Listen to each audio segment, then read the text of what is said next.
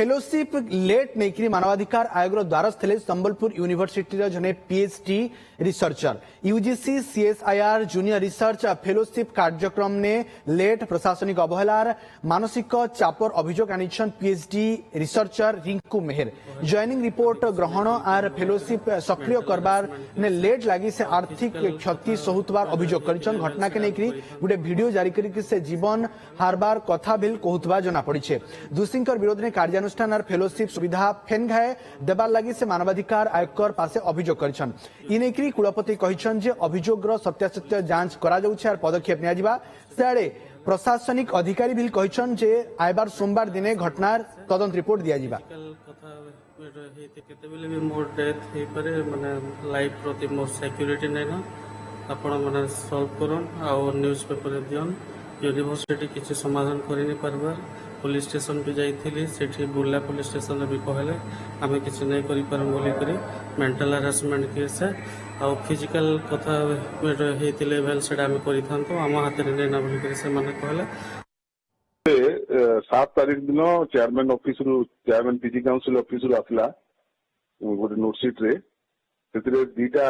Grievance थिला गोटे सेटा हम जो school of life science research school Rinku में देथिले गोटे थिला 27/6/2024 रो गोटे होची 6/7/2024 रो ता ऊपर मु संगे संग से दिन सब जो मेंबर मानन को इन्फॉर्म कली इंक्लूडिंग निकू मेहर को भी इन्फॉर्म कली 8 तारीख आम 3:30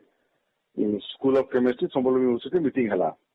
प्रथम आम इंडिविजुअली समस्त शुणिलु प्रोब्लेमटा कौन होती पुणी नेक्स्ट मीटिंग 10 तारीख हला 10 तारीख रे समस्त आइथिले से रिंकू मेहर आज्ञा प्लस जो head of the school head of the department school of life sciences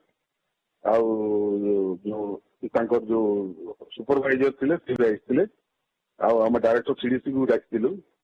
RDC को डाकिकी आम पुंखानु भीतर भाव आलोचना कलु आलोचना कलापर आम से मीटिंग 10 तारीख सरला आम गोटे दिटा डॉक्यूमेंट बाकी अच्छी मिलला परे आम मत लगुच आम सोमवार दिन मध्य बोधे रिपोर्टा आम देबू अथॉरिटी को।